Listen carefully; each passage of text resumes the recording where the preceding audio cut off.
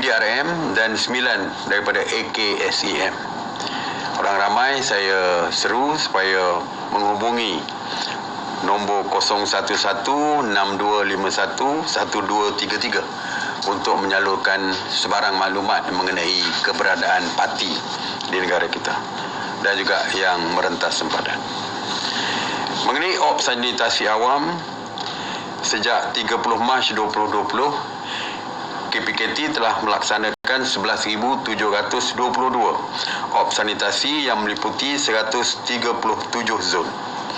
Semalam 30 sanitasi dilaksanakan di 6 buah negeri dan 1 wilayah persekutuan, iaitu Melaka, Sabah, Perak, Pulau Pinang, Negeri Sembilan, Terengganu dan wilayah persekutuan Kuala Lumpur. Sanitasi semalam melibatkan 213 anggota Jabatan Bomba dan Penyelamat Malaysia serta 4 agensi lain, disertai juga oleh 39 jentera Jabatan Bomba dan Penyelamat Malaysia. Mengenai kuarantin wajib secara kumulatif sejak 24 Julai sehingga 22 November, seramai 73,248 individu telah pulang ke tanah air melalui pintu-pintu masuk antarabangsa. Daripada jumlah itu, seramai 10,384 individu sedang menjalani kuarantin wajib di 75 hotel dan 18 premis-premis lain di seluruh negara. 404 individu dibawa ke hospital untuk rawatan, manakala 62,400 individu telah dibenarkan pulang ke rumah masing-masing. Semalam seramai 942 individu telah tiba di semua pintu masuk antarabangsa dan kesemuanya menjalani kuarantin wajib di seluruh negara. Mengenai barang keperluan asas, semalam KPDN HEP telah membuat 672 pemantauan harian ke atas 12 jenis bekalan barangan, termasuk 496 di peringkat peruncit, 148 pemborong dan 28 penghilang. Secara keseluruhannya, bekalan barang keperluan adalah mencukupi dan mampu untuk menampung keperluan dalam negara secara berterusan dan mudah diperolehi. Secara Pegawai Penguatkuasa KPDN HEP juga telah melakukan 962 pemeriksaan khas pematuhan SOP PKPP dan mendapati kesemua premis yang telah diperiksa telah mematuhi SOP yang ditetapkan. Dalam tempoh PKPP ini, kerajaan ingin menggesa pengusaha dan orang ramai yang menjalankan kegiatan untuk membeli belah ini supaya sentiasa mematuhi SOP yang diperkenalkan, sama ada oleh pelanggan, begitu juga dengan pemilik premis perniagaan. Dan seperti biasa, dinasihatkan supaya tidak membawa anak-anak kecil yang dianggap berisiko tinggi, begitu juga dengan warga emas untuk sama-sama pergi keluar membeli belah ini. Kerajaan sebelum ini telah melaksanakan Perintah Kawalan Pergerakan Diperketatkan atau PKPD di Taman Mesra Sandakan Sabah mulai 28 Oktober yang kemudiannya dilanjutkan sehingga 24 November 2020.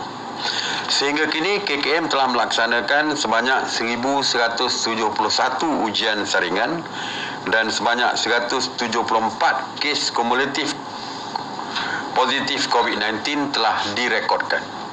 Walau bagaimanapun, KKM mengesahkan hanya 43 kes aktif dicatatkan di lokaliti ini dalam tempoh 14 hari, iaitu antara 8 hingga 21 November. Sehubungan dengan itu, di atas nasihat dan penilaian risiko oleh KKM, sidang khas hari ini bersetuju untuk menamatkan PKPD di Taman Mesra Sandakan Sabah pada 24 November 2020 seperti mana yang telah dijadualkan. Walau bagaimanapun, mereka masih tertakluk kepada SOP PKPB yang dikenalkan untuk seluruh negeri Sabah. Kerajaan juga sebelum ini telah melaksanakan PKPD di Plaza Hentian Kajang mulai 28 Oktober sehingga 24 November.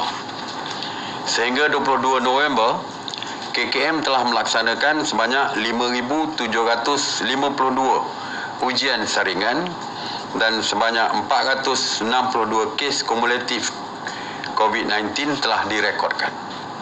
Sehingga kini semua sampel-sampel saringan telah diperolehi dan tiada sampel yang masih menunggu keputusan. Sehubungan dengan itu, di atas nasihat dan penilaian risiko, KKM Sidang Khas hari ini bersetuju untuk menamatkan PKPD di Plaza Hentian Kajang pada 24 November, iaitu besok sebagaimana yang dijadualkan. Walaupun penduduk di sini masih tertaluk kepada SOP PKPB untuk seluruh negeri Selangor. Kajian sebelum ini juga telah melaksanakan PKPD di Medan 88 Salak Tinggi, Sepang, Selangor mulai 12 November sehingga 25 November. KKM telah melaksanakan 619 ujian saringan dan 56 kes positif COVID-19 telah direkodkan di lokaliti ini.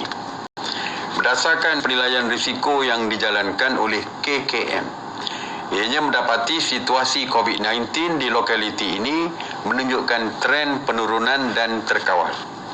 Oleh itu, di atas nasihat KKM, Sidang Khas bersetuju untuk menamatkan PKPD di Medan 88 Salak Tinggi, Sepang, Selangor pada 25 November seperti yang dijadualkan.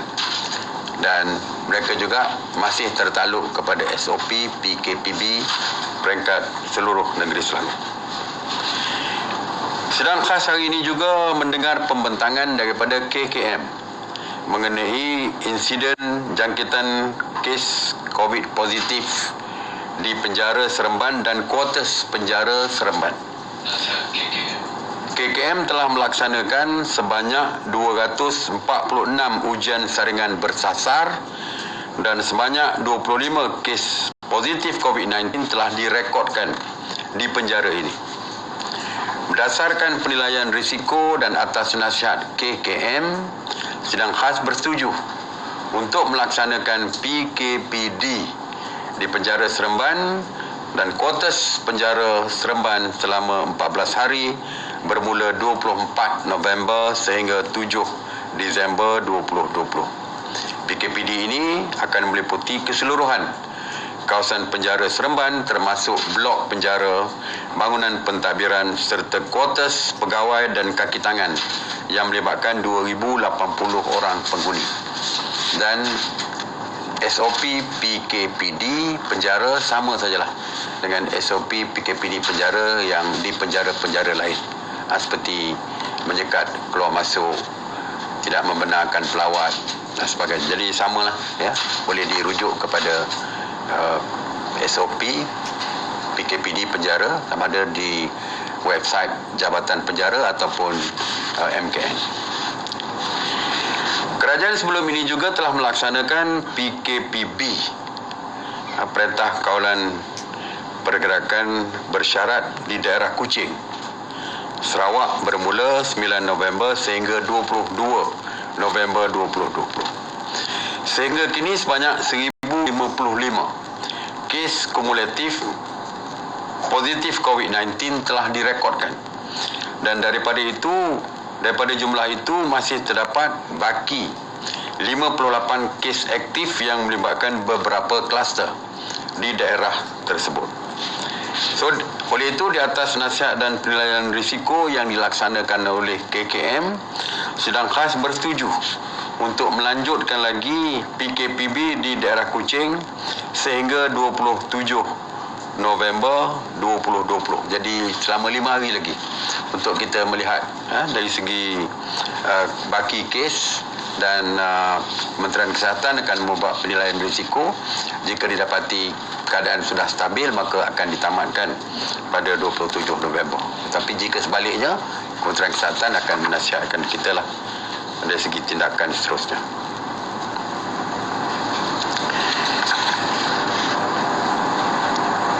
juga sebelum ini telah melaksanakan perintah kawalan pergerakan diperketatkan atau PKPD di Kampung Sabah Baru, Lahad Datu, Sabah, bermula 10 November 2020 sehingga hari ini 23 November 2020. Sehingga 15 November 2020, 1914 ujian saringan telah dilaksanakan dan sebanyak 200 kes positif COVID-19 telah direkodkan di lokaliti ini. Oleh itu, atas nasihat KKM, Sedang Khas hari ini bersetuju untuk melanjutkan tempoh PKPD di Kampung Sabah Baru, Lahad Datu selama 14 hari lagi, bermula 24 November sehingga 7 Disember 2020. Pelanjutan tempoh ini bagi membolehkan saringan secara berterusan dapat dilakukan oleh KKM dan bagi membendung penularan COVID-19 di lokaliti ini. Kerajaan juga sebelum ini telah melaksanakan PKPD di Putra Point Nilai, Negeri Sembilan, mulai 28 November dan dilanjutkan sehingga 24 Oktober dan dilanjutkan sehingga 24 November. Sehingga kini sebanyak 436 ujian saringan telah dilaksanakan dan 314 kes positif COVID-19 telah direkodkan di lokaliti ini. Walaupun KKM telah menjalankan saringan kedua pada hari ini dan perlu menunggu semula keputusan sampel untuk saringan kedua tersebut. Oleh itu, atas nasihat dan penilaian risiko KKM, Sedang Khas hari ini bersetuju untuk melanjutkan lagi PKPD di Putra Point Nilai, Negeri Sembilan sehingga 30 November bagi menunggu sehingga kesemua keputusan sampel saringan kedua diperolehi. Ya. Seterusnya, kerajaan sebelum ini telah mengumumkan pelaksanaan PKPD di asrama pekerja lelaki dan asrama pekerja wanita Syarikat Sarung Tangan Top Glove di Kelang, Selangor bermula 7 November 2020. Dalam Sidang Khas hari ini, KKM telah memaklumkan berlaku peningkatan yang ketara kes positif COVID-19 di kalangan pekerja kilang tersebut. Saya difahamkan hari ini saja sebanyak 1067 kes di kes COVID positif didapati di kalangan pekerja-pekerja kilang Top Glove ini. Malah sehingga 23 November KKM telah melaksanakan 5,794 saringan dan sebanyak 1,889 kes positif COVID-19 telah direkodkan. Jadi, atas nasihat dan penilaian risiko KKM, Sedang Khas hari ini bersetuju supaya 28 kilang Top Glove di kawasan tersebut di Kelang tu, di, kalau tak silap saya, di Kapar 28 kilang di situ, dia banyak kilang kecil-kecil dan sebagainya.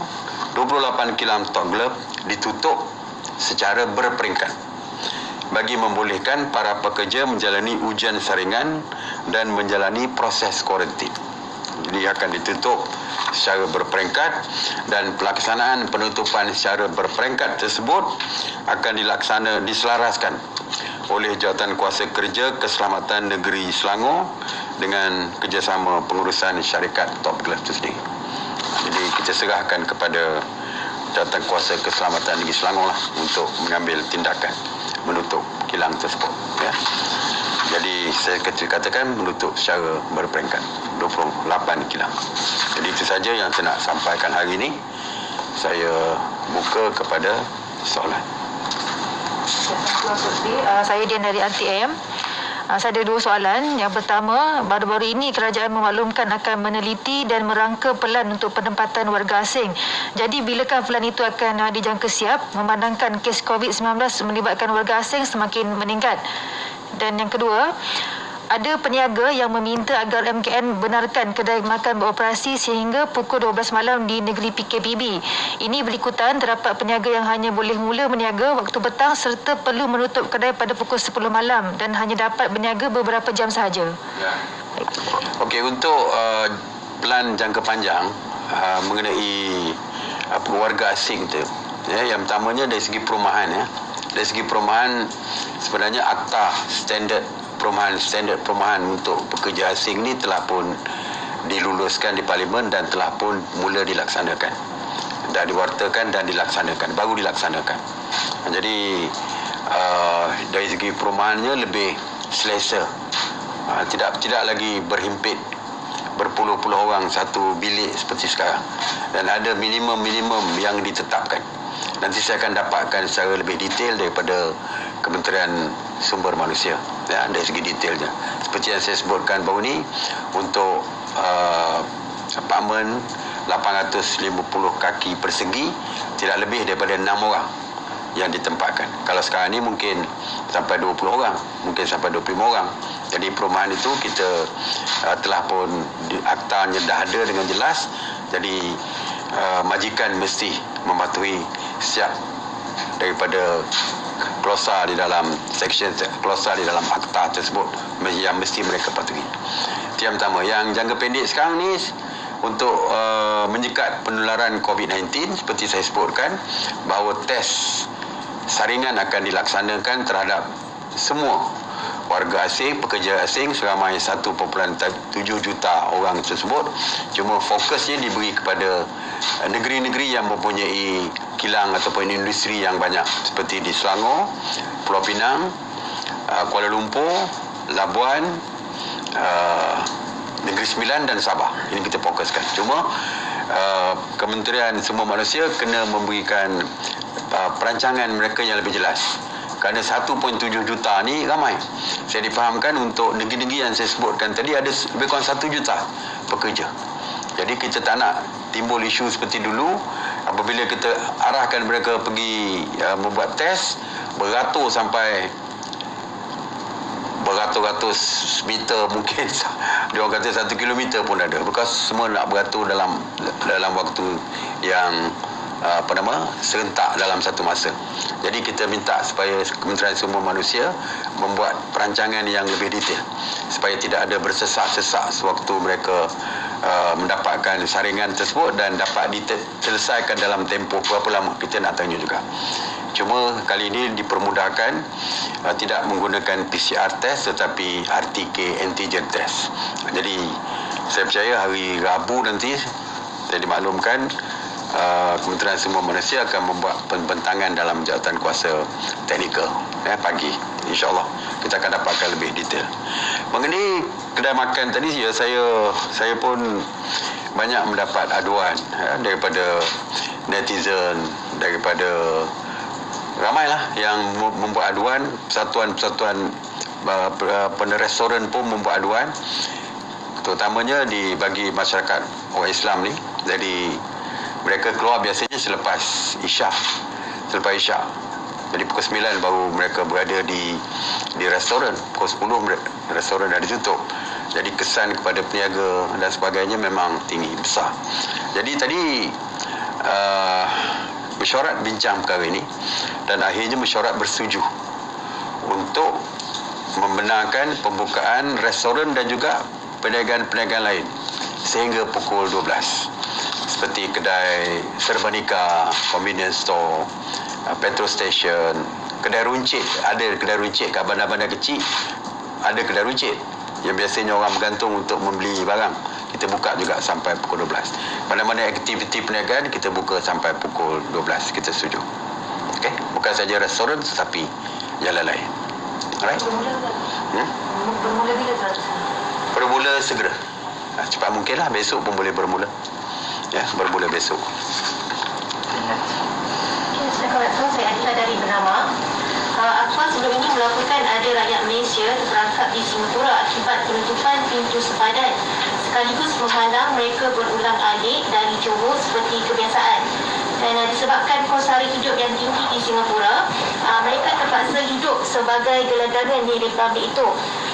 Difahamkan juga ramai yang tidak mengambil peluang skim pengaturan ulang alik berkala untuk pulang bercuti dan bertemu keluarga di Malaysia berikutan pelbagai kekangan termasuk dari segi keuangan dan peraturan majikan mereka di Republik itu. Dan adakah kerajaan Malaysia dan Singapura akan berbincang untuk memberi kelonggaran dengan membuka pintu sepadan dan membenarkan mereka yang terlibat berulang alik secara harian? Dan soalan saya kedua, terdapat artis dijangkiti COVID-19 dan beliau menyertai satu program hiburan walaupun SOP ketat telah digariskan. Adakah kerajaan akan mencadangkan agar sebarang acara hiburan ditangguhkan terlebih dahulu buat masa ini? Okey. Dari segi rakyat kita yang berada di Singapura, ya, mereka memang boleh balik, ya, memang boleh balik. Tidak ada sekatan kepada rakyat kita yang ingin pulang ke Malaysia. Tidak boleh. Tidak ada masalah.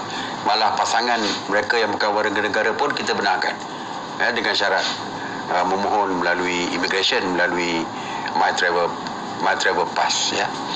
Tetapi untuk ulang alik, kita tahu ada ramai rakyat kita, saya difahamkan hampir 200,000 rakyat kita yang bekerja di Singapura berulang alik melalui menggunakan motosikal dan sebagainya.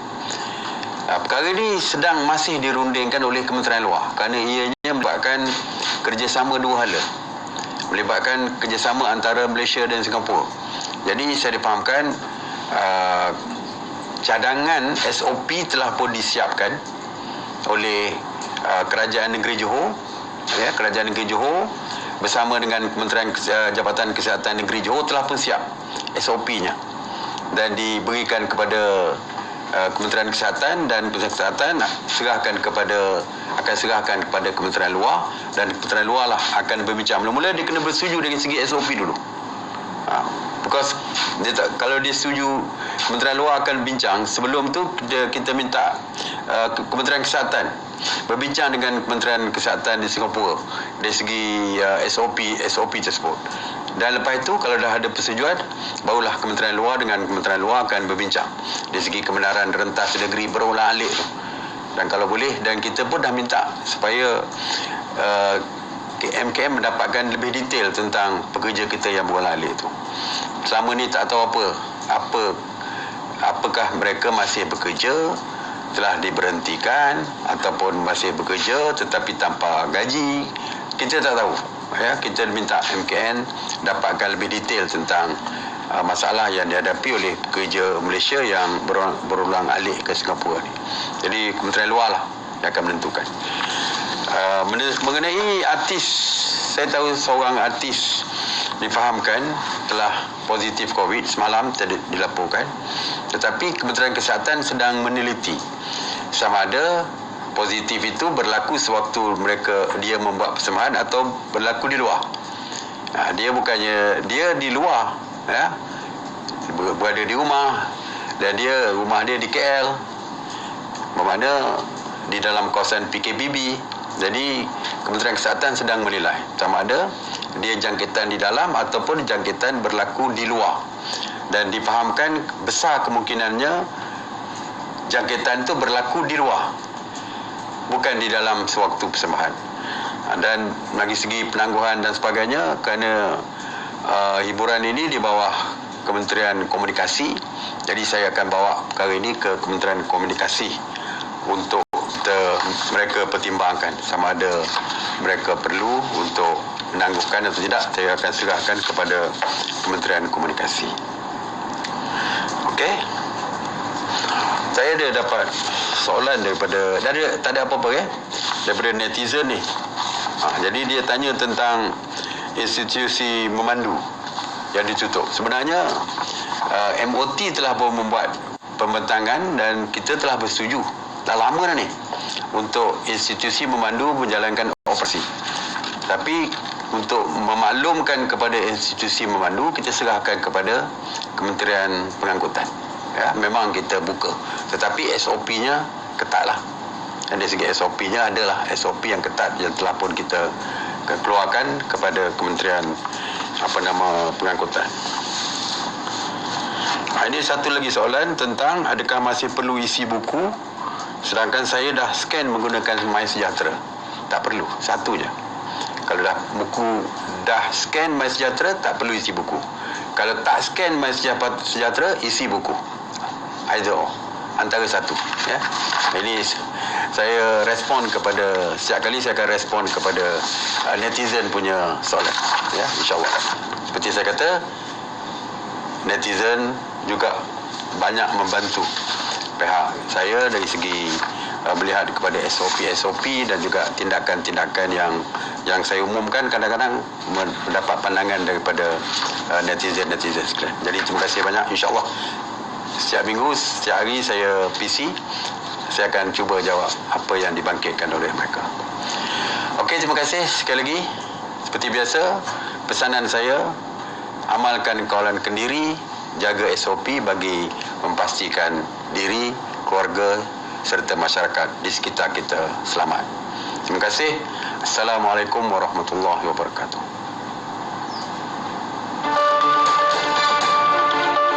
Baik, demikian tadi sidang media PKPB bersama Datuk Seri Ismail Sabri Yaakob yang kami sambung siar menerusi TV1.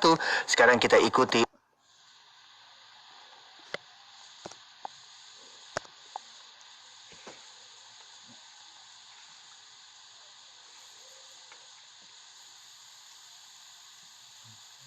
inspirasi, euforia, Islami, semuanya di IKIM.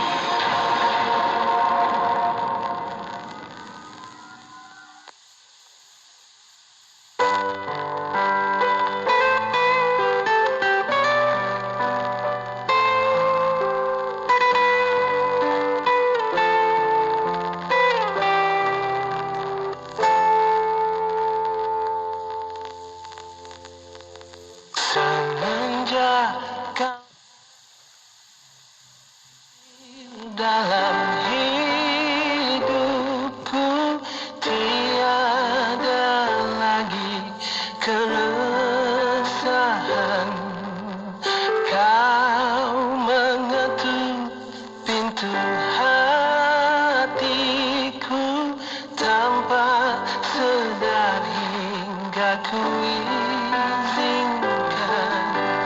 Kau yang bernama cinta,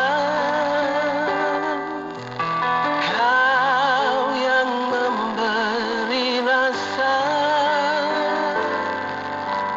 kau yang ilhamkan bahagia hingga aku terasa indah.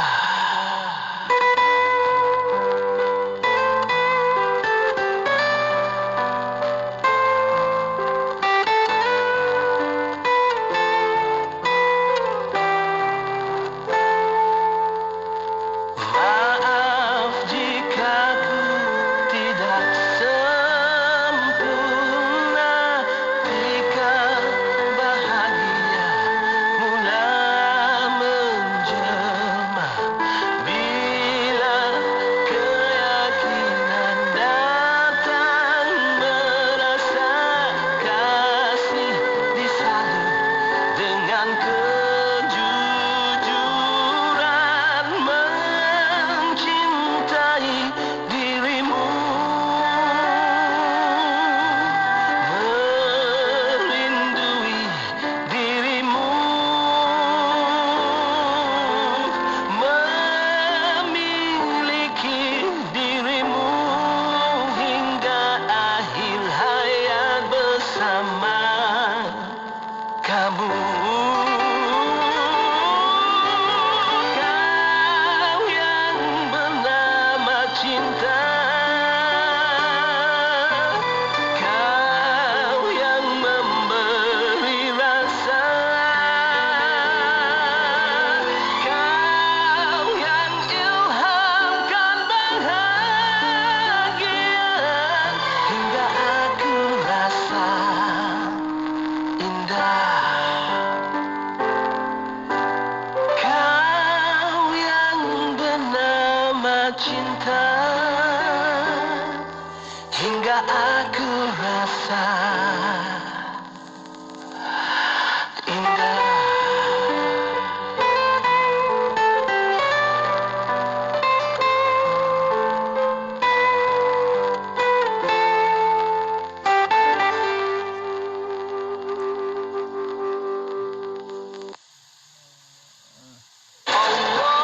menyajikan seleksi lagu-lagu nasyid hanya di IKIM, Inspirasi Inforia Islami.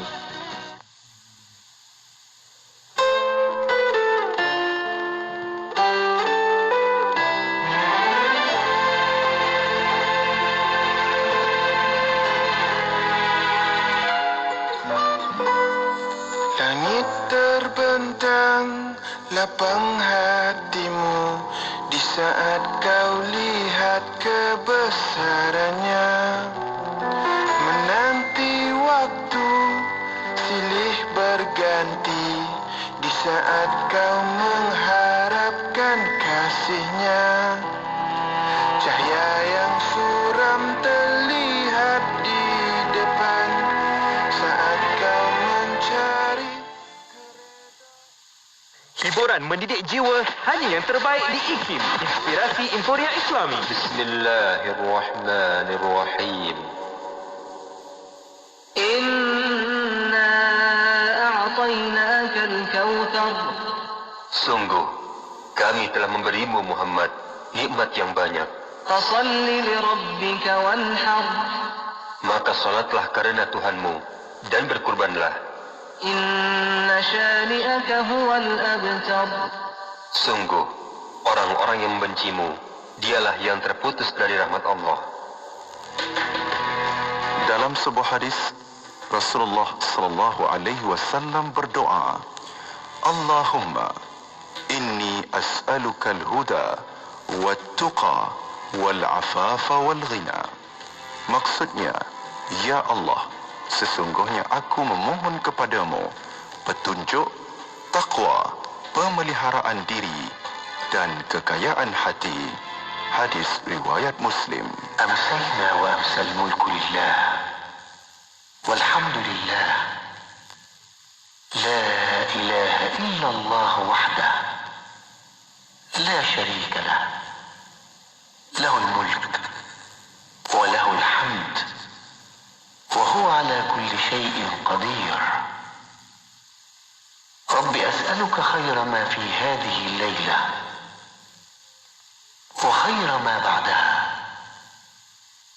وأعوذ بك من شر ما في هذه الليلة وشر ما بعدها. رب أعوذ بك من الكسل وسوء الكبر. رب أعوذ بك من عذاب في النار وعذاب في القبر. Kami dan seluruh kerajaan memasuki waktu petang karena Allah. Segala puji bagi Allah. Tiada sesembahan yang berhak disembah melainkan Allah semata. Tiada sekutu baginya.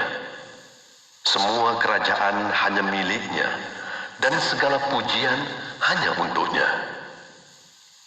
Dia Maha Berkuasa atas segala sesuatu. Wahai Tuhanku, aku memohon kebaikan yang ada di hari ini dan setelahnya. Sebaliknya aku memohon perlindungan dari keburukan yang ada di hari ini dan setelahnya. Wahai Tuhanku, aku berlindung kepadamu dari kemalasan dan buruknya umur tua. Wahai Tuhanku, aku berlindung kepadamu dari azab neraka dan azab kubur. Bismillahirrahmanirrahim. Alhamdulillah, bini'matihi tatimmus salihat. Alhamdulillah, بنعمته تتم الصالحات.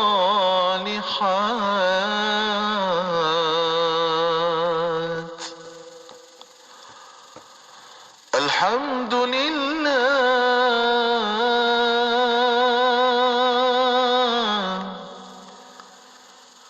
بنعمته تتم الصالحات.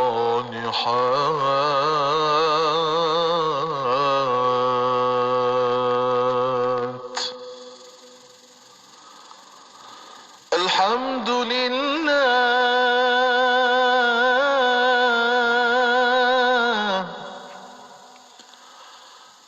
بنعمته تتم الصالحات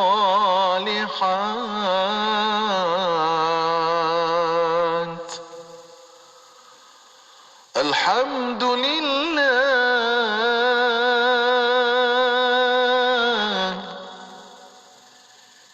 بنعمته تتم الصالحات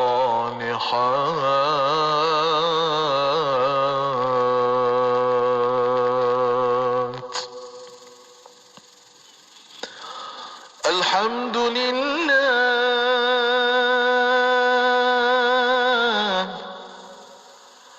بنعمته تتم الصالحات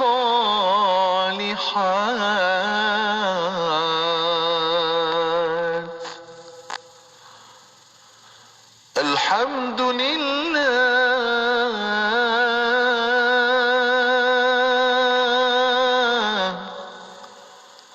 بنعمته تتم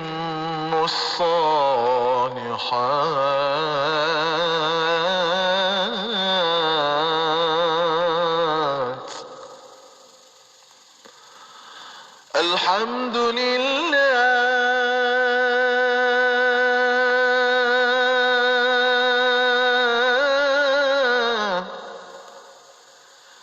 بنعمته تتم الصالحات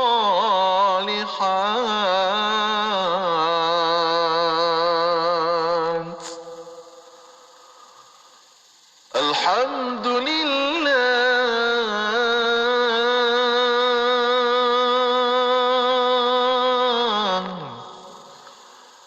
بنعمته تتم الصالحات.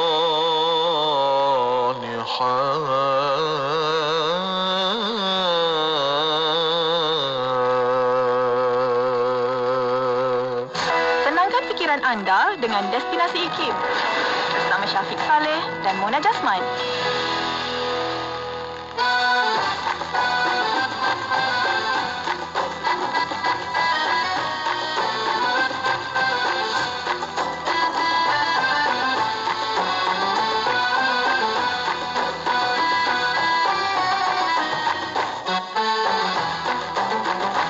Gemilang sejarah kebesaran melambai rinduku ke kotamu Bukhara. Walaupun ku bangun pudar di telan zaman, terpatur musafir di depanmu. Di tanahmu semangat syuhada, bersama di dalam kenangan. Bergema selawat dan pujian, bermula di timur, bersahutnya di barat.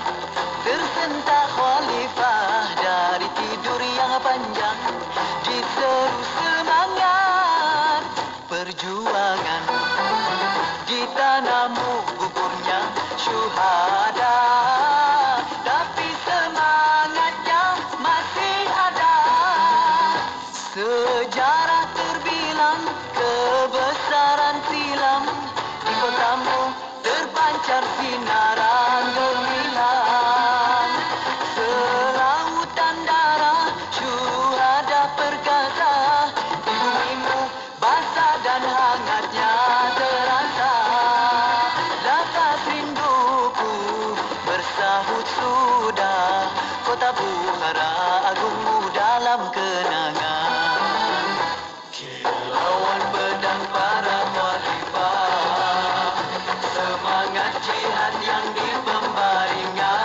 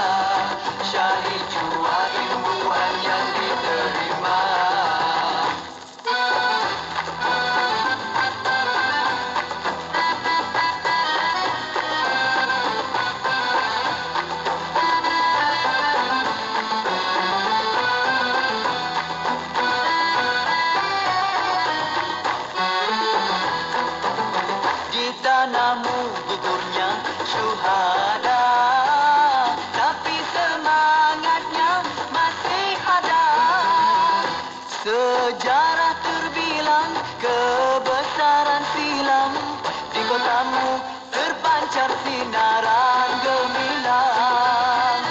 Selautan darah syuhada perkasa, di bumimu basah dan hangatnya terasa. Lakas rinduku bersahut sudah, kota Bukhara agungmu dalam kenangan. Kilauan pedang para khalifah, semangat jihad yang di pembaringan, menyusun takbir yang bergema, di kotamu ku terpandang segalanya. Jiwa di sepiku suci diri, memohon doa kepada Ilahi. Moga jihad para syuhada, syahid jua imbuhan yang diterima. La la la la la la la la la. La la la la la la la la la la la. La la la la la la la la. La la la la la la la la la la. Hasad suatu penyakit hati yang sepatutnya dihindari oleh siapapun yang bekerja.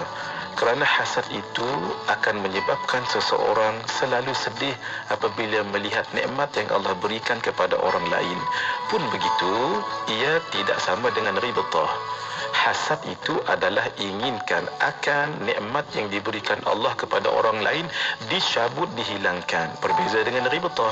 Ribtah itu juga seperti hasad tetapi dibolehkan di dalam Islam, iaitu melihat nikmat yang diberikan kepada orang lain oleh Allah, inginkan juga Allah berikan nikmat itu kepada kita supaya kita mendapat suatu motivasi dalam pekerjaan, tetapi tidak inginkan nikmat yang diberikan kepada orang itu hilang.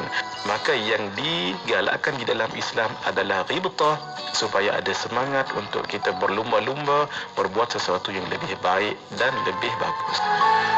Suburban 106.2. Bismillahirrahmanirrahim. Alhamdulillahirrabbilalamin. Wassalatu wassalamu ala asyrafil anbiya wal mursalin Sayyidina Muhammad wa ala alihi wa sahbihi ajma'in. Assalamualaikum warahmatullahi ta'ala wabarakatuh kepada para pendengar yang masih setia bersama kami di Radio Institut Kepahaman Islam Malaysia, Radio IKIM. Pada waktu ini masih bersama destinasi IKIM 47 malam bersama Mona Jasman dan juga Syafiq Saleh. Ya, selamat petang kepada anda. Syukur kita kembali lagi bersama untuk pertemuan di petang ini. Dan seperti biasa Mona, untuk jadual kita setiap hari Isnin petang kita ada rancangan Ibrah. Kita nak hayati lagi perkongsian ilmu bersama dengan tetamu kita yang dah pun berada di talian Skype kita, Al-Fadhil Ustaz Muhammad Yusuf Arba'in. Assalamualaikum Ustaz. Waalaikumsalam warahmatullahi wabarakatuh. Apa khabar Ustaz? Kaifa haluka? Alhamdulillah. Alhamdulillah. Terima kasih Ustaz. Masih meluangkan masa untuk Ibrah pada petang ini. Cantik maktabah Ustaz belakang tu. Banyak ni buku, Masya Allah. Boleh pinjam ni kan buat rujukan. Ya, mahal buku ni. Mujalladat. Masya Allah. Masya Allah Ustaz. Kita nak teruskan lagi Ustaz perkongsian kita di hari ini. Dan rakan-rakan pendengar juga boleh tonton di Facebook Live IKIM FM. Kita sedang bersiaran langsung di Facebook Live, di IKIM FM. Dan juga anda ada soalan, ada pertanyaan, boleh hantarkan kepada kita di beberapa platform media sosial kita. Ya, boleh hantarkan melalui WhatsApp kunci 01129004 dan juga boleh tinggalkan soalan anda di FB Live IKIM FM. Betul. Dan kita nak sambung lagi Mona untuk tajuk kita pada petang ini. Di bahagian akhir kita nak bercerita lagi tentang Harut dan Marut. Ya, betul. Dan rujukan di surah Al-Baqarah ayat 101 hingga 103. Baik. Dan untuk waktu ini sebagai mukadimah, silakan Ustaz. Ya, silakan Ustaz. Bismillahirrahmanirrahim. Assalamualaikum warahmatullahi wabarakatuh. Alhamdulillah. Alhamdulillah. Wassalatu wassalamu ala Rasulillah wa ala alihi wa sahbihi wa man walah amma ba'd. Syukur kehadirat Allah Subhanahu wa taala, tuan-tuan, puan-puan, kerana kita dapat bertemu sekali lagi di Radio IKIM yang sentiasa menghidangkan maklumat-maklumat, ilmu-ilmu yang sangat bermanfaat. Kita kena setia bersama Radio IKIM, sebar-sebarkan, ajak rakan-rakan kita untuk sentiasa mendengar maklumat-maklumat, perkara-perkara yang dihidangkan oleh Radio IKIM. Jadi untuk segmen Ibrah kita pada petang ini untuk bahagian yang terakhir. Untuk bahagian yang terakhir kita akan melanjutkan tentang bagaimanakah tindakan setelah malaikat Harut dan Marut. Beliau telah berulang-ulang kali mengingatkan manusia yang berada di negeri Babil, memberitahu tentang keburukan sihir, dia punya siapa belajar ilmu sihir ini merupakan satu kekufuran. Namun begitu, ayat Al-Quran menjelaskan kepada kita dalam surah Al-Baqarah, seperti mana ayat yang telah dikongsikan, malaikat Jibril alaihissalam, malaikat Harut dan Marut, dia memberi pesan, dia kata, siapa-siapa, dia kata, kami ini sebenarnya diturunkan oleh Allah adalah untuk memberi fitnah. Lepas tu dia kata, fala takfur. Dia kata, jangan kamu menjadi kafir. Jangan kamu menjadi kafir, menunjukkan bahawa siapa yang nak belajar juga ilmu sihir daripada dua malaikat ini, kemudian dia mengamalkan ilmu sihir ini, maka sudah tentu dia dijatuhkan sebagai hukum kafir. Dan ditakdirkan oleh Allah, memang ada orang-orang di ketika itu yang memilih untuk belajar dan mengamalkannya. Apabila mereka belajar ilmu sihir, sebab ilmu sihir ni dia memang ilmu yang tak ada yang baik. Sebut sihir semua yang jahat. Sebab itu Al-Quran mengatakan, فَيَتَعَلَّمُونَ مِنْهُمَا مَا يُفَرِّقُ نَبِهِ بَيْنَ الْمَرْءِ وَزَوْجِ. Maka mereka di negeri Babil itu, mereka sentiasa mempelajari ilmu sihir daripada kedua-duanya, iaitu daripada malaikat Harut dan Marut, yang mana ilmu sihir yang mereka telah belajar tadi, walaupun telah dipesan jangan amalkan ilmu sihir ni, tak boleh, nanti jatuh kafir, mereka belajar juga. Jadi di antara kesan ilmu sihir yang mereka amal itu, mereka gunakan untuk apa?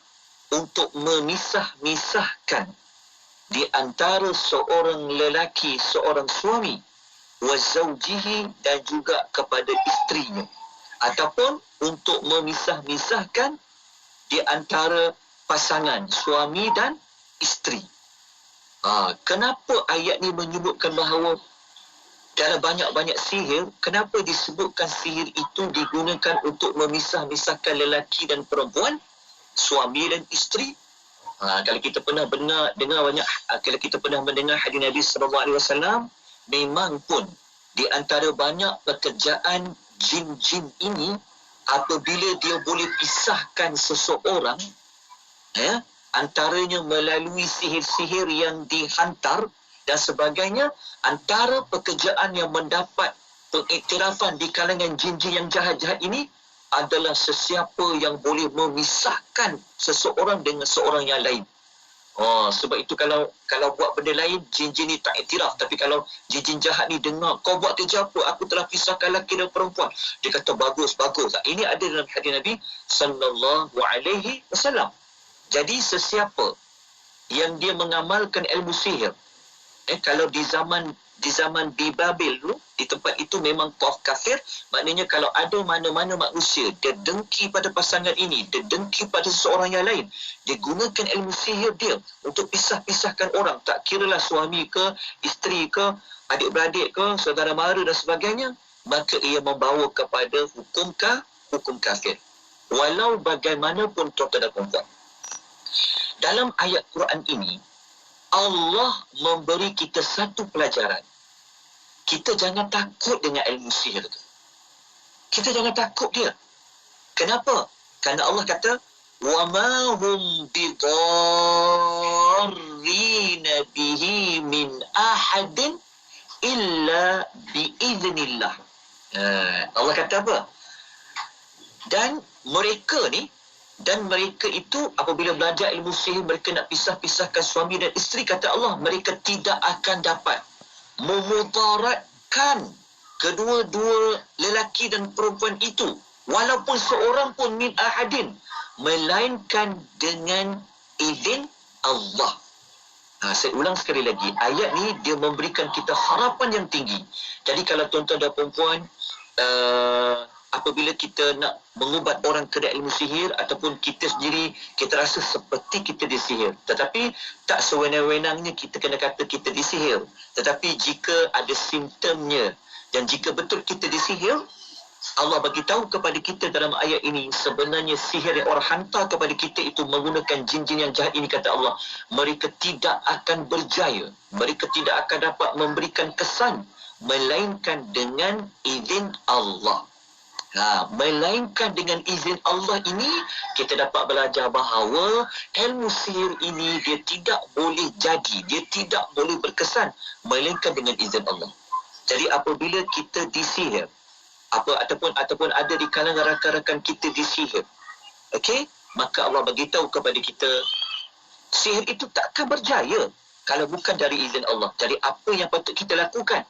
Maka hendaklah kita bergantung harap, kita berlindunglah kepada Allah daripada kita disihir. Ataupun kalau kita disihir sekalipun, kita boleh minta pertolongan dari Allah. Sudah pasti Allah akan tolong kita dan Allah akan bantu kita. Jangan takut dengan ilmu ini. Semuanya tidak akan berlaku melainkan dengan izin Allah Subhanahu wa ta'ala. Jadi kita akan sambung insya-Allah sebentar lagi, jangan ke mana-mana. Insya-Allah. Baik, itu dia pesanan Ustaz di awal ni, bagaimana sihir itu yang menyebabkan keburukan. Masya-Allah, kita kena ambil perhatian dari sudut ini supaya tak ada lagi berlaku cerita-cerita ataupun keadaan kepercayaan yang bukan-bukan macam ni. Masya-Allah. Okey, kita akan bincangkan lagi dengan tajuk ini dan anda jangan ke mana-mana, terus hantarkan soalan dan juga pertanyaan anda di talian WhatsApp konti kita 0112904004. Ya, para pendengar terus setia bersama kami. Kita beri hasil kita kembali selepas ini. Allahumma antas salam wa minkas salam wa ilaika ya'udus salam fahayyina rabbana bis salam wa adkhilna al-jannata daras salam tabarakta ya dhal jalali wal ikram.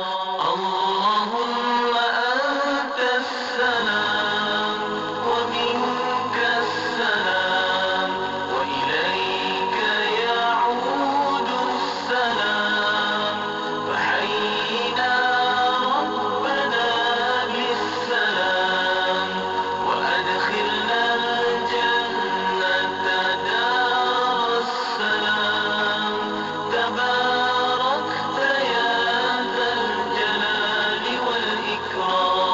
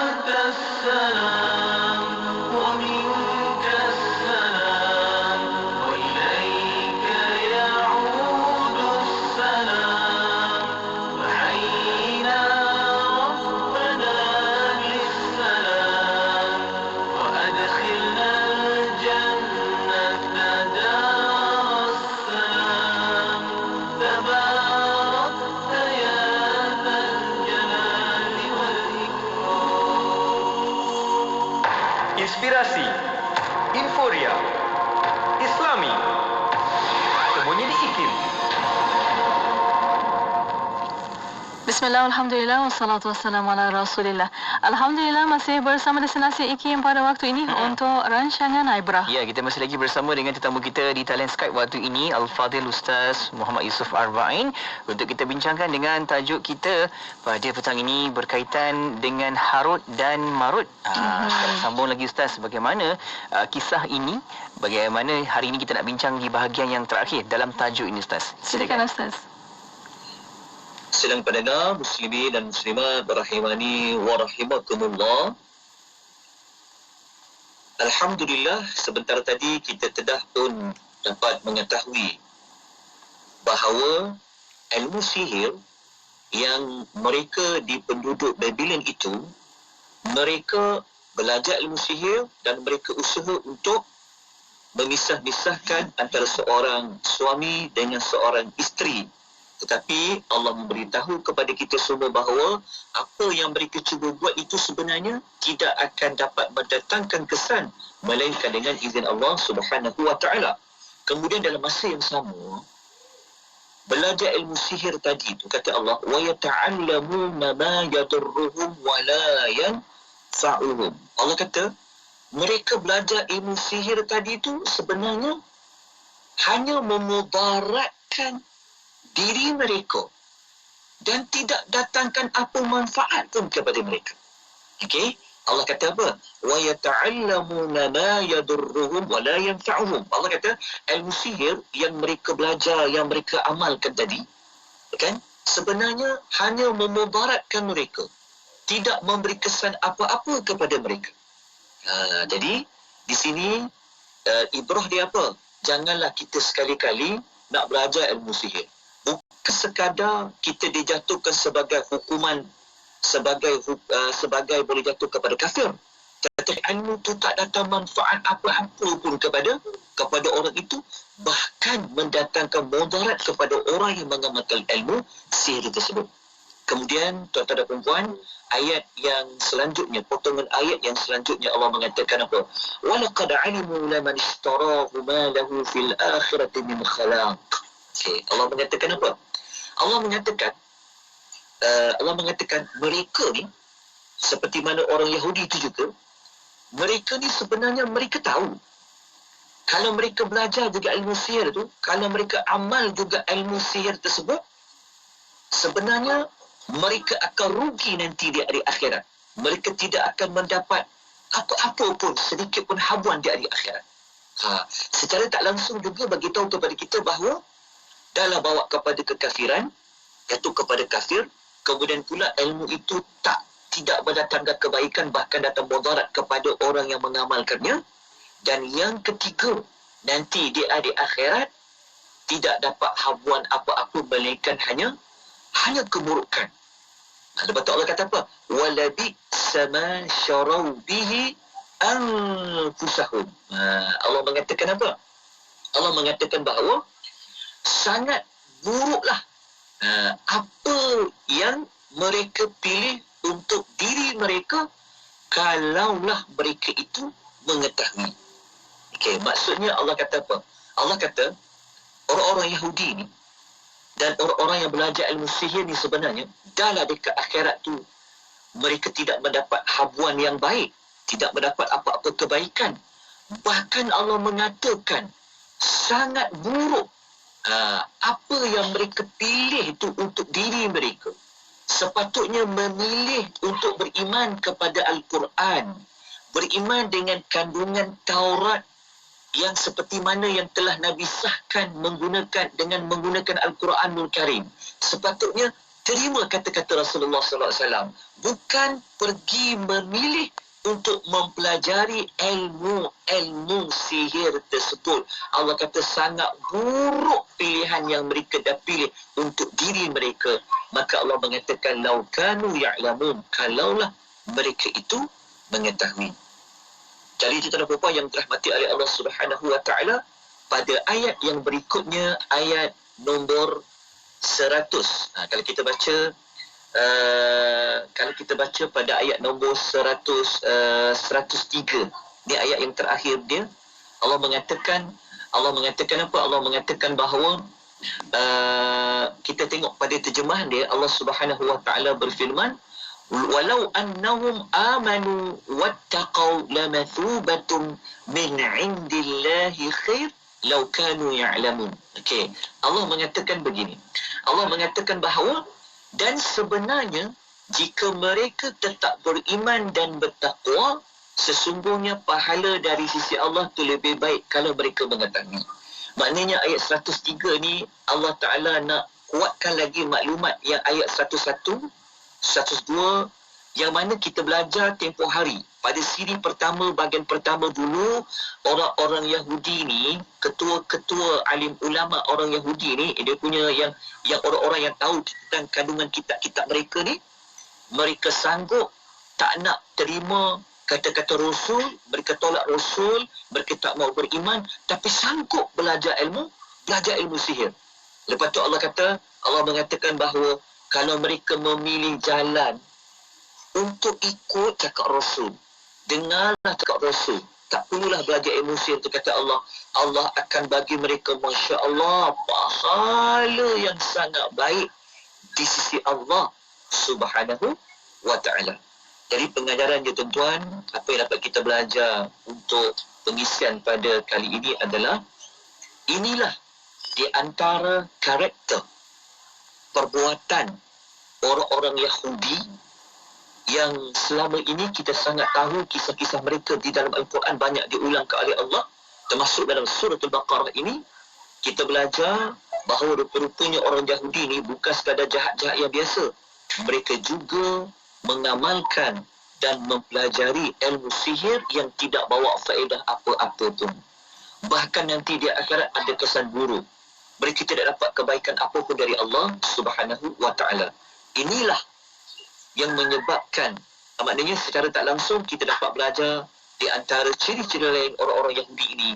Mereka memilih perkara yang tidak mendatangkan kebaikan kepada mereka pun, bahkan memilih yang mendatangkan mudarat kepada mereka, iaitu dengan mempelajari ilmu sihir. Jadi sesiapa yang teringin ataupun sesiapa yang ada mengamalkan ilmu sihir, kan, maka bertaubatlah, berhentilah untuk santau orang ke, sihir orang ke, buat apapun jenis-jenis sihir. Berhentilah, kerana di akhirat anda tidak akan dapat habuan apa-apa. Bahkan ilmu itu memudaratkan anda sendiri. Bahkan ilmu itu yang paling penting, dia akan menyebabkan anda jatuh kepada kafir. Hadis kita pernah dengar, Nabi mengatakan tentang siapa yang pergi jumpa saja kahinan atau arrafan, jumpa saja bomoh, jumpa saja dukun, kan, pergi jumpa je, Allah tak terima salatnya 40 hari. Apatah lagi kalau dia pergi jumpa bomoh, punya nak marah dekat orang, dengki ke orang, sihir ke orang tu, Nabi menyebut dalam hadis yang sahih, dia telah kufur dengan apa yang telah diturunkan oleh Allah kepada Rasulnya, maknanya kafir. Jadi tuan-tuan ya, hati-hati dengan ilmu sihir ini. Dalam masa yang sama, jangan belajar dan jangan sekali-kali mengamalkan ilmu sihir, kerana ilmu sihir ini tidak lain tidak bukan dia akan dikaitkan dengan syaitan. InsyaAllah kita akan sambung di penghujungnya untuk ibrah secara keseluruhannya. Jangan ke mana-mana. InsyaAllah. Itu dia pesanan di awal tu Ustaz, bagaimana kita kena jauhkan daripada ilmu sihir ni Ustaz. Ilmu Al-Quran tak perlu Ustaz, kita belajar sampai bila-bila Al-Quran akan tolong kita kan. Betul. Ilmu yang tak bermanfaat ini seperti sihir ini, kita tak perlu pun nak buang masa sebenarnya untuk belajarnya. Alhamdulillah. Terima kasih Ustaz atas pencerahan sebentar tadi, dan untuk waktu ini kita berehat sekali lagi. Kita akan kembali selepas ini. Para pendengar boleh hantarkan soalan anda melalui WhatsApp konti 01129004 dan juga boleh tinggalkan soalan anda di FB Live IKIM FM. Kita berehat sekali lagi, kembali selepas ini. Bayangkan anda mempunyai rumah sebesar alam di syurga kelak. Subhanallah, indah bukan? Marilah kita memberi sumbangan dan membina Masjid Baitur Rahman Alam Sari Kajang untuk pahala yang berterusan. Menyumbanglah di www.baiturrahman.my sekarang. Saya ulang, www.baiturrahman.my. Sah. Apa sah? Nuraisa lah. Kenapa? Nuraisa produk makeup mesra wudu. Nuraisa yang bantu bimbing suri rumah untuk berniaga tu? Iyalah. Kenapa? Apa sah Nuraisa ada program bina bisnes di seluruh Malaysia? Aku pun nak dibimbing Nuraisa lah. Sah kau tak boleh. Bini kau boleh. Nuraisa nak bimbing wanita lah. Wanita. Apa sah Nuraisa? Produk mesra wudu. Foundation, lipstick, makeup mudah dibersihkan. Jom bina perniagaan dari rumah dan jana pendapatan dengan Nuraisa. Kurma Hidayah dah makan. Cek pelitup muka, cek hand sanitizer, cek bekalan makanan, cek. Okey, sudah. Assalamualaikum. Maaflah. Macam nilah rutin saya setiap pagi. Sambil siapkan sarapan untuk anak-anak, mulut ni tak berhenti mengingatkan macam-macam kat mereka sebelum mereka pergi sekolah. Jujur saya cakap, saya memang tak ada pembantu. Semua benda buat sendiri. Bila sediakan makanan untuk suami dan anak-anak, memang puas hati. Lagi-lagi dengan musim pandemik sekarang ni, saya setiap hari bekalkan makanan kepada mereka ke sekolah. Kita tahu perkembangan dan masalah mereka. Anak-anak dan suami akan lebih rapat dan lebih kasih sayang kerana kita akan saling membantu. Tapi letihlah sikit. Semua kena urus sendiri. Kalau saya ada kerja luar, lagilah tak boleh nak cerita letih tu macam mana. Saya ada bercerita dengan kawan-kawan yang situasi sama macam saya. Mereka cadangkan saya amalkan Serai Mas Kurma Hidayah Plus. Saya pun terus cuba. Saya amalkan Serai Mas Kurma Hidayah Plus ni 2 sudu pagi dan malam sebelum makan. Alhamdulillah, bangun pagi rasa bertenaga, macam bateri penuh dan lebih bersemangat. Suami dan anak-anak pun perasan perubahan saya. Nak ke usrah dan kelas mengaji pun tak letih dah. Jika dibandingkan dengan sebelum ni, tak bertenaga dan cepat letih. Tapi sekarang, saya dibantu dengan Serai Mas Kurma Hidayah Plus yang mengandungi nutrisi tambahan semula jadi untuk kekal bertenaga sepanjang hari. Itulah rutin saya setiap hari. Sesiapa yang nak cuba Serai Mas Kurma Hidayah, hubungi 013-782-5282. 013-782-5282. Saya dah cuba Serai Mas Kurma Hidayah. Anda bila lagi? Dapatkan di kedai jamu di seluruh Malaysia. Serai Mas diiktiraf oleh Super Health Brand. Serai Mas, raja segala herba. Inspirasi, euforia, Islami, semuanya di IKIM. Inspirasi Emporia Islami hanya di Radio Institut Kefahaman Islam Malaysia. Alhamdulillah masih bersama destinasi IKIM pada waktu ini untuk rancangan Ibrah. Ya, kita masih lagi bertemankan dengan tetamu kita di talian Skype waktu ini. Kita bersama dengan Al-Fadhil Ustaz Muhammad Yusuf Arba'in. Ya. Akan kita teruskan lagi perbincangan kita berkaitan dengan tajuk Harut dan Marut di bahagian yang terakhir. Dan Ustaz akan buat kesimpulan dengan perbincangan kita, 2 sesi kita di awal ni. Namun satu soalan yang saya kira mungkin kita boleh rangkumkan sebagai kesimpulan kita, Ustaz. Ada sahabat kita bertanya dari Anas, bertanya, Ustaz, mengapakah Allah menghendaki atau mengizinkan sesuatu sihir itu berlaku kepada seseorang? Adakah terdapat ganjaran khusus atau martabat khusus bagi orang yang bersabar sehingga mati akibat perbuatan sihir ni, Ustaz? Silakan. Baik. Bismillahirrahmanirrahim wa rahmatullah. Terima kasih kepada yang bertanya. Jadi yang dalam soalan tu sebenarnya sudah pun ada jawapan dia. Okey, kita sudah maklum bahawa hidup kita ni memang Allah jadikan untuk kita di testing. Our life is testing. Hidup kita ni adalah Allah Ta'ala nak uji kita. Okey, kita boleh ambil ayat banyak lah yang kata hidup ni ujian. Seperti mana surah Al-Mulk, alladhi khalaqal mauta wal hayata liyabluwakum ayyukum ahsanu amala. Ujian. Jadi ilmu sihir ini adalah merupakan satu ujian. Kalau bagi orang yang jahat, ujian bagi dia nak guna ke tak nak guna ilmu sihir itu. Itu ujian bagi dia. Walaupun dia tahu kalau dia belajar, kalau dia aman, dia tu kafir. Allah bagi ujian pada dia. Sebab dia ada peluang, dia ada ruang nak belajar. Tapi orang yang terkena ilmu sihir itu juga, ujian bagi dia kalau dia terkena. Seperti mana Rasul sallallahu alaihi wasallam pun terkena ujiannya pada apa? Ujiannya untuk Allah untuk Allah menghapuskan dosa kita. Dalam masa yang sama Allah Taala nak meningkatkan darjat kita. Dalam masa yang sama Allah Taala nak kita berlindung kepada Dia. Kita akan berlindung kepada Dia, kita akan baca Quran lah, kita akan solat dan sebagainya. Jadi hujungnya adalah pada ujian, dan siapa yang kena adalah Allah nak angkat darjatnya. Sabar tetapi berubat. Okey? Berubat. Kerana semua itu berlaku atas izin Allah. Baik. Tuan-tuan dan puan yang dirahmati dikasihi oleh Allah Subhanahu Wa Taala, antara ibrah yang boleh kita ambil secara keseluruhan. Walaupun saya dah ulang sedikit pada bahagian 1, bahagian 2 sebagainya, kita ulang balik. Okey, ibrah yang kita dapat belajar apa? Kita dapat belajar di sini pertama kita dapat belajar orang Yahudi ni rupa-rupanya kenapa Allah murka mereka. Antara salah satunya mereka ini jahat. Mereka sanggup belajar ilmu sihir. Sedangkan sepatutnya mereka belajarlah ilmu Quran, mereka terima ilmu wahyu, tapi mereka belajar ilmu sihir.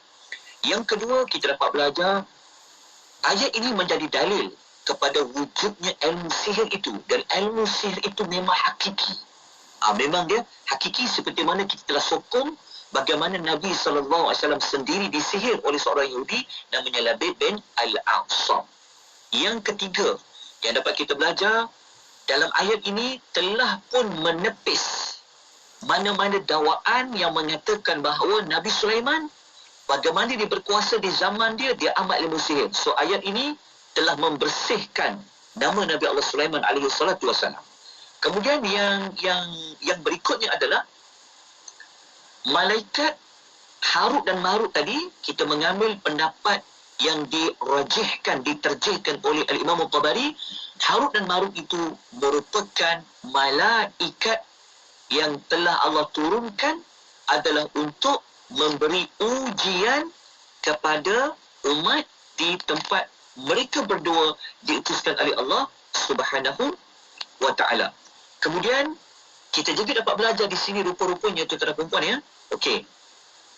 Dalam kita jumpa ayat Quran tersebut, kalau kita jumpa perkataan fitnah yang malaikat tu kata apa? Jangan belajar ilmu sihir ni, kami diutuskan oleh Allah adalah untuk memberi fitnah. Fitnah ni tuan-tuan dan puan, kalau sempat salin ya, kerana ini satu maklumat tambahan yang saya boleh kongsikan. Kalau jumpa perkataan fitnah di dalam Quran, okey, bukan fitnah orang Melayu tu. Orang Melayu katakan, orang Melayu kata tak baik buat fitnah, tu betul lah. Tapi ayat Quran yang digunakan berdalil tu tak betul. Kalau ayat Quran yang kita gunakan dalam surah Al-Baqarah tu, yang kita guna ayat yang wal fitnatu asyaddu minal qatl tu, kan? Kalau kita guna ayat fitnah itu lebih buruk daripada membunuh, bukan fitnah orang Melayu tu. Tetapi fitnah yang surah Al-Baqarah tu, dia merujuk kepada syirik. Okey? Fitnah dalam Quran, dia ada lebih kurang 7 hingga 8 makna lah. Salah satu fitnah dalam Quran yang paling banyak digunakan merujuk kepada al-ibtila' wal-imtihan, iaitu merujuk kepada ujian dan cobaan. Fitnah dalam Quran kadang-kadang dia merujuk kepada makna syirik. Makna syirik. Kemudian yang ketiga, fitnah dalam Quran kadang-kadang membawa makna apa? Berpaling daripada jalan yang lurus. Itu juga perkataan fitnah di dalam Quran. Dan kadang-kadang yang keempat, perkataan fitnah dalam Quran kadang-kadang merujuk kepada al-azab, iaitu azab. Yang kelima, dalam Al-Quran kadang-kadang perkataan fitnah merujuk kepada al-qatlu, iaitu pembunuhan. Okey. Dan yang keenam, perkataan fitnah dalam Quran kadang-kadang merujuk kepada al-idlal wal-irwa. Wal-irwa maksudnya sesat. Okey. Dan nombor 7, kadang-kadang dalam Quran fitnah membawa maksud apa? Alasan. Dan yang ke-8, fitnah juga kadang-kadang membawa makna al-junun, iaitu gila. Ada 8 makna fitnah dalam Quran. Tapi yang paling banyak, yang makna pertama tadi saya kata apa? Fitnah membawa makna ujian, cobaan. Okey, jadi malaikat tadi diutuskan Allah untuk diberikan ujian. Jadi saya menjawab juga mana-mana persoalan kalau ditanya kenapa malaikat tu belajar ilmu sihir, sedangkan ilmu sihir itu tak bagi manfaat apa-apa. Malaikat mereka belajar ilmu sihir adalah untuk ujian kepada manusia di tempat itu. Lepas mereka habis semua ujian tersebut, mereka naik ke langit. Okey.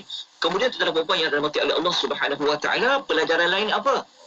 Ilmu sihir tersebut dahsyat macam mana pun buat, gunalah jin macam mana hebat sekalipun, tidak boleh memberikan kesan dia melainkan dengan izin Allah Subhanahu wa taala. Oleh demikian tuan-tuan dan puan, berlindunglah, bersandar harap kepada Allah Subhanahu wa taala. Dan kita juga dapat belajar tuan-tuan dan puan, salah satu ilmu sihir adalah ilmu sihir dia panggil apa? Sihir at-tafriq, iaitu sihir untuk memisah-misahkan.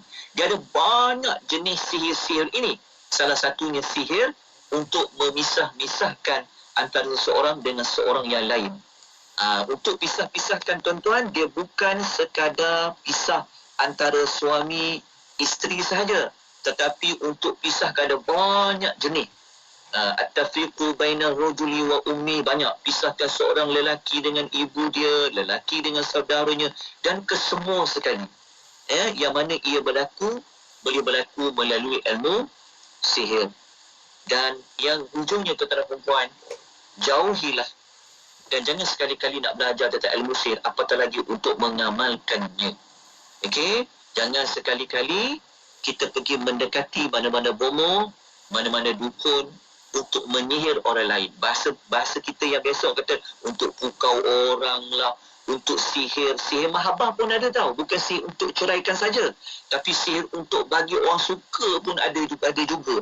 Guna ilmu, guna.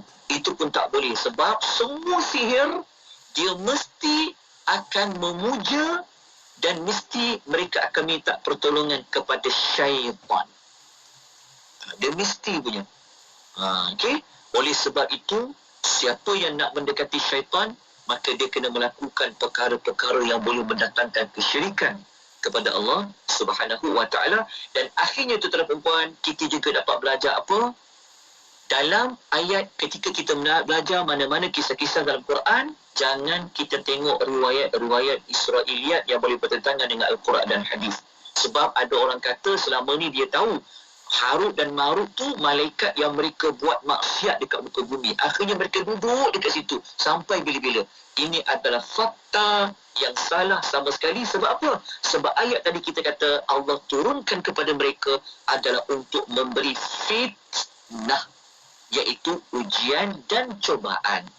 Kalau siapa faham tentang ini, maknanya malaikat Harut dan Marut sebenarnya mereka tidak diturunkan oleh Allah dan mereka melakukan maksiat di muka bumi. Kalau kita dengar versi cerita itu adalah cerita Israiliyat, cerita yang khurafat. Jadi jauhkan cerita-cerita Israiliyat di dalam memahami cerita-cerita di dalam Al-Quranul Karim. Mohon maaf atas kelemahan dan kekurangan. InsyaAllah nanti kita akan bersama lagi dalam kisah-kisah yang lain. Setia bersama dengan segmen Ibrah di Radio Ikim. Alhamdulillah. Itu dia. Ustaz dah berikan garis panduan di situ satu persatu bagaimana hari ini yang kita perlu lihat dan juga perlu jauhkan. Kan Ustaz Masya-Allah, kita harapkan tak ada lagi Ustaz kisah-kisah isu-isu macam ni yang boleh meruntuhkan ummah kita Ustaz. Tak naklah macam tu kan, sebab kita hidup sama manusia ni sayang menyayangi kan, dan juga kita sentiasa hormat menghormati antara satu sama lain. Bila kita buat macam tu, pasti Allah turunkan hidayah yang baik-baik, berkat yang baik-baik untuk kita. Ya, insya-Allah. Dan di akhirnya terima kasih banyak-banyak Fadil Ustaz Muhammad Yusuf Arba'in. Ustaz, insya-Allah kita akan jumpa lagi. Assalamualaikum. Waalaikumsalam warahmatullahi wabarakatuh. Jaga diri baik-baik ya Ustaz. Insya-Allah jaga kesihatan. Okey. Baik Ustaz. Terima kasih juga kepada anda yang tonton di Facebook Live Ikim FM, dan kita akan terus bersiaran menerusi rancangan Ibrah di setiap hari Isnin jam 5.15 petang. Ya, dan para pendengar terus setia bersama kami Destinasi Ikim Inspirasi Euforiah Islami. Lahad Datu 107.3 FM. Dalami hayati dan contoh kecintaan baginda Rasul sallallahu alaihi wa baraka wasallam menerusi segmen Maulid at Ikim bersama Al-Fadhil Ustaz Muhadir Haji Jol mengupas kitab Maza yuhibbuhun Nabi sallallahu alaihi wa baraka wasallam wa maza yakrahu, apa yang disukai Nabi sallallahu alaihi wa baraka wasallam dan apa yang tidak disukai baginda. Setiap Khamis 9 malam hanya di Inspirasi Euforiah Islami. Sedapnya susu wil dan segarnya susu wil dan. Wah, susu ni lah yang Echa bagi tahu Mak hari tu. Susu Wildan. Oh, susu Wildan ni. Mak memang dah biasa dengar susu Wildan. Tapi, macam mana nak beli? Ni Mak, Mak hubungi je 019-965-3166, atau boleh je kontak dekat FB dan Insta Wildan Susu Kambing. Susu Wildan merupakan pemenang anugerah Super Health Brand. Stokis dan ejen diperlukan.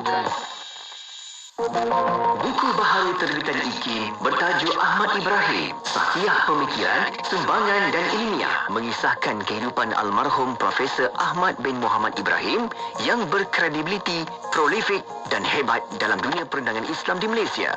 Sumbangan ilmiah almarhum telah dibincangkan dalam pelbagai sudut, termasuk perbandingan pemikiran, keuangan dan perbankan, takaful, undang-undang murtad, keluarga, komersial, jenayah syariah dan wakaf. Hasil tulisan termasuk anak beliau sendiri, rakan-rakan seperjuangan dan bekas pelajar beliau yang amat mengenali kepribadian dan mengagumi pemikiran almarhum. Jom dapatkan segera buku ini dengan tawaran diskaun menarik di www.ikimniaga.my atau hubungi Unit Pembangunan Ekonomi dan Pemasaran di talian 03-6204-6389 atau 03-6204-6388. Dapatkan sekarang. Saya masih belum buat akikah untuk anak lagi.